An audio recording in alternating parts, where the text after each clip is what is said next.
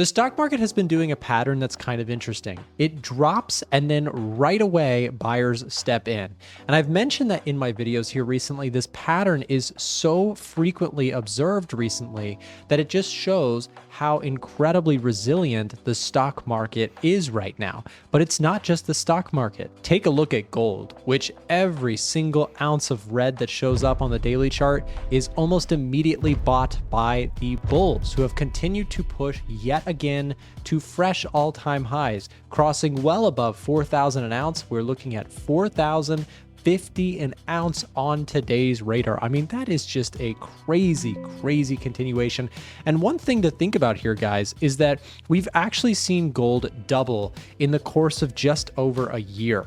We were at $2,000 an ounce back in February of 2024. Now, about a year and a half later, we're looking at a double up in gold prices. But historically, this has not always been a good sign. Remember that people buy gold for a reason. It's not just because it's shiny. Well, maybe it is for some people, but part of the reason people hoard gold is because they're worried about something. And maybe the most obvious thing people are worried about is the dramatic amount of US national debt that just keeps growing and growing. And with jobs data in decline in recent years, there is a reason to worry that perhaps the US economy is cooling off. And remember, in order to pay debt, you have to earn something. The US economy slowing means potentially the earning, the taxpayer income, etc., could slow as well. And that makes the debt that the US continues to pile on more worrisome to investors.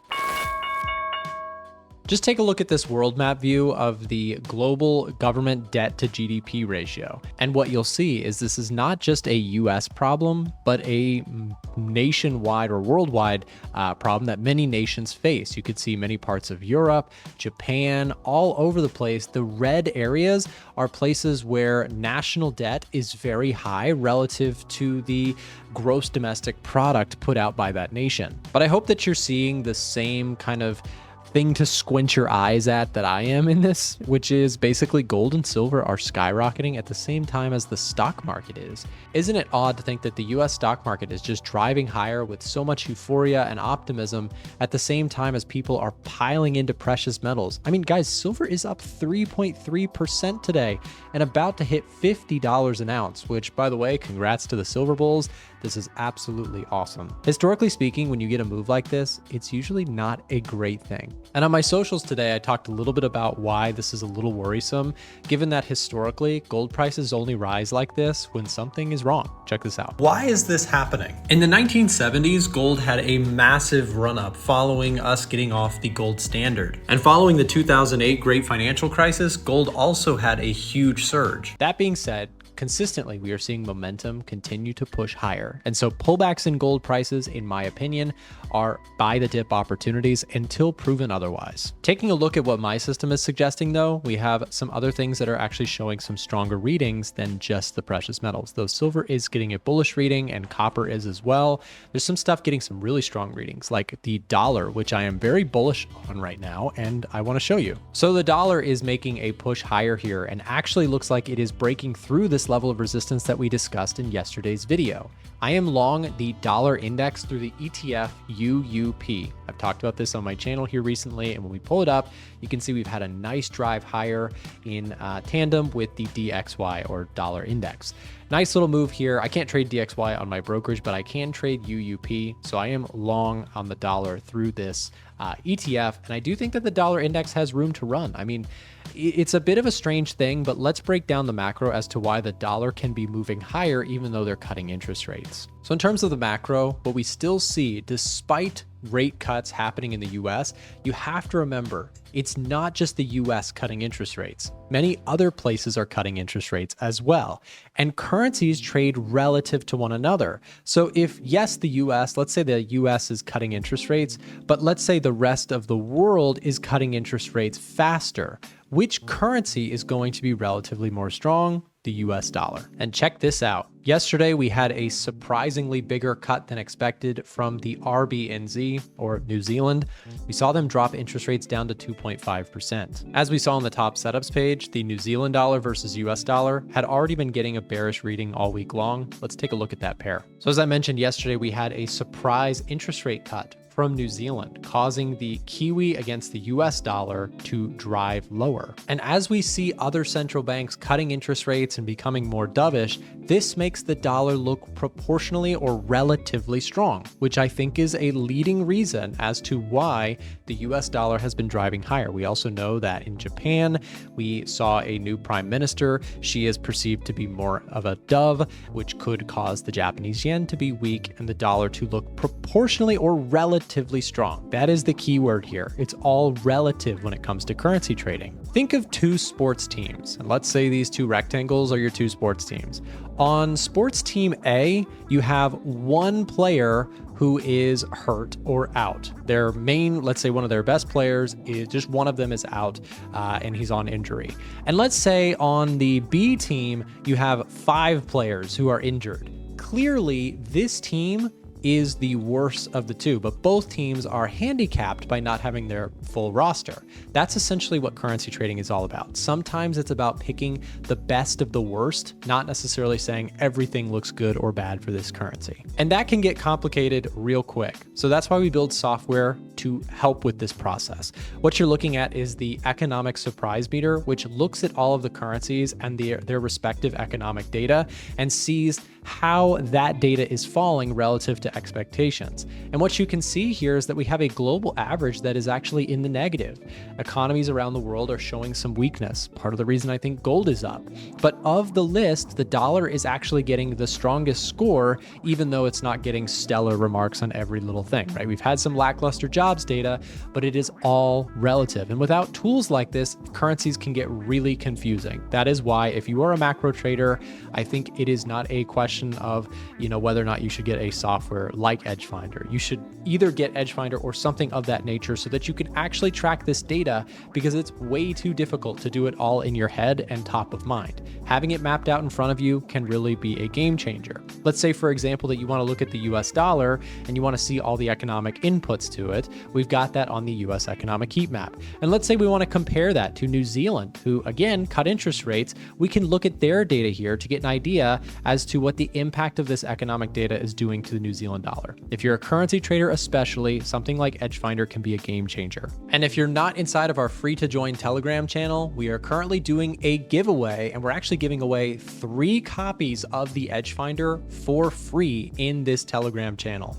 If you want to join for a chance to win, here is how. Step 1 is join the free Telegram channel, which will be linked in the description down below or in the pinned comment section of this video. Alternatively, if it's easier, you can just scan the QR code that you see on your screen and join the Telegram with the Telegram app, which is free to join. Step 2 is simply fill out the form within the Telegram channel to join the giveaway for a chance to win. The Edgefinder is an all-in-one tool for traders looking to incorporate macro analysis into their trading without having a PhD in economics. The tool essentially filters sentiment data, technical data, and economic data to help you build a better trade plan and a more insightful trade. Just take a look at this as I continue to film the US dollar continuing to break out, trying to break through this 98.95. Looks like we are making a move on up into the 99 range as we speak. Back to the indices for a second, something kind of interesting is happening. Again, we have a stronger dollar, and if you watched my videos the other day or the last few days, I've been mentioning that I think that a pullback in the stock market could take place alongside a stronger US dollar, as the stock market has been hyped up on the idea of rate cuts. But it's also hyped up on something else. The AI hype is real, and what we're seeing is all sorts of deals amongst the major AI players. Like, for example, Oracle partnering up with NVIDIA, and we have AMD, which jumped 30% the other day, and look at this, up 5.6%. The reason I'm showing you this is because in markets, themes, especially in the stock market, can be a rampant source of bullishness or bearishness. People can get really scared or really excited about something like what we're seeing in the AI world. This is why when it comes to the story around the NASDAQ, even though I mentioned I think we could get a pullback if the dollar gets strong, and I have been right in the dollar being strong recently, it still does not necessarily mean I'm going to go short the stock market, because of the craze around AI. There is no calling the top on this, in my personal opinion, and no one knows when there will be some setbacks or some concerns that arise around the AI story. So the better solution, in my opinion, as I've said in my videos for the last few weeks, is that if you're bearish on the stock market, wait for signs of failure, wait for breaks of structure, and for the narrative to actually take place that sellers can take control. But definitely the easier path, in my opinion, would be waiting for pullbacks to be a buyer. In fact, my system is actually still getting a bullish rating overall for things like the NASDAQ. Specifically, we're getting a plus 12 score because market sentiment looks okay, technical data looks strong, and the economic data still looks good for stocks. Rate cuts, strong growth metrics have been keeping up the US macro outlook for the stock market. Now you may say, well, what about jobs data? That's been ugly. Well, yes, but remember, we have to take things into full consideration. So when we go back to our US economic heat map, yes, stocks are not getting a perfect score, but they are getting most of our metrics actually suggesting bullishness for stocks.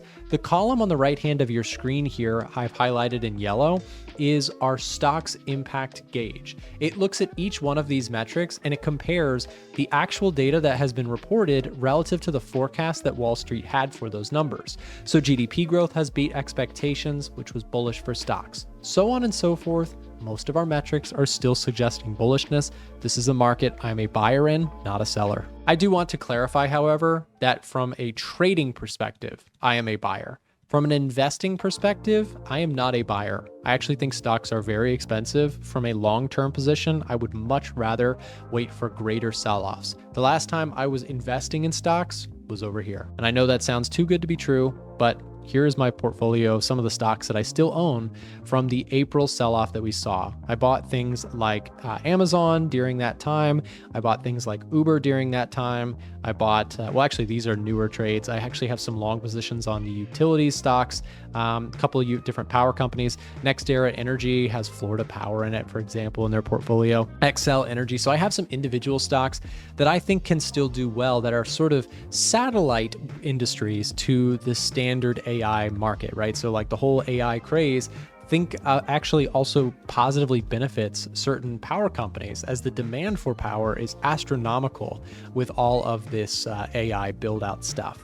Now, again, the bears, the critics, the concerned people around AI, which I somewhat fall into because I do think there are real risks with the AI craze, would say that, you know, we're a long way away from fully using all of that build out and that you could have something like the internet world, right? Where the .com days, we were laying fiber cables all around the country, and a lot of them were unused for a period of time. Like the demand for the internet did ultimately show up, but the market tends to run ahead of the actual technology itself. The stock market is so excited about AI that I think it is probably overpriced. It doesn't mean I think it will go down in the short term because stocks can remain expensive for some time. One of the very difficult things about markets is what is referred to as recency bias. When the stock market is going up, everyone feels like it is impossible for the stock market to go down. And I want to show you a quick example that history tells us is something more repeated than we might care to admit. 1929, the 2000.com era, we've seen this story many different times where stocks get very, very expensive. What you're looking at is a PE ratio historically for XLK. This is tech stocks. And in 2000, the year 2000, 1999, right around that time, stocks went absolutely to the moon. They shot up just in a straight line to the upside, kind of like they're doing right now. Now, again, I don't want to try and time this the same way, but stocks are certainly getting expensive relative to the historical averages. And if we scroll down here and look at XLK's price over time, I know this is a little hard to see. Maybe you could help us zoom in, James, the editor. Thank you very much. Check this out. So 1999, stocks were at those high. They were just running to the upside. And we actually persisted into multiple years of sideways and grinding back up, where it actually took us quite some time to get back and recover those gains that were made. So again, when expectations get really high, it's very easy to disappoint. And when disappointment starts to come into a market that is already very hyped up, confident, and excited, the necessary next steps can be a deflation of a bubble, right? Now, again, I want to clarify that things can get way crazier and more expensive from here. I'm not saying that today is the top of the market. I'm just issuing caution because I think that investing heavily in stocks at these levels could potentially be a more risky thing than people think. You could get a 5 to 10 year period of lackluster trading returns in the stock market with some really nasty dips in between. You know, it's very much historically the case that stocks don't go straight up in a straight line forever. They typically do have corrective periods. That being said, may not be happening today. You have the VIX down 4% today, volatility continuing to dry up. And again, we see some strength in the dollar. This is seemingly not enough to crack the upward trend in stocks at this time. And did you know you can get access to the Edge Finder completely free thanks to today's video sponsor, 8cap? If you're not trading with 8cap, they are a well-known regulated brokerage in the FX and CFD brokerage space. If you're looking for a better brokerage and you're somebody who is outside of the United States, then listen up. You can actually get a copy of the Edge Finder completely free by following the instructions linked in the description down below with this offer. Head over to a1trading.com/8cap using the link in the description below to find out how you can get access to the Edge Finder for free. Essentially, all you have to do, follow that link, fill out and create an account with 8cap, deposit the required amounts, and then they will essentially purchase the Edge Finder on your behalf. The way this works is that you get a great brokerage, you get free access to the Edge Finder, and you support our channel by using our referral link in the description below. So if you're interested in learning more, explore it in the link in the description below. Hope that video was helpful to you, and I also wanted to make sure to share our Telegram channel with you. Every day we are posting up chart markups and analysis and in-depth breakdowns of what's going on both fundamentally and technically in the markets. We also drop bonus videos in the Telegram channel, so don't miss out. Come join our Telegram channel. The link is in the description down below. Have a great rest of your day.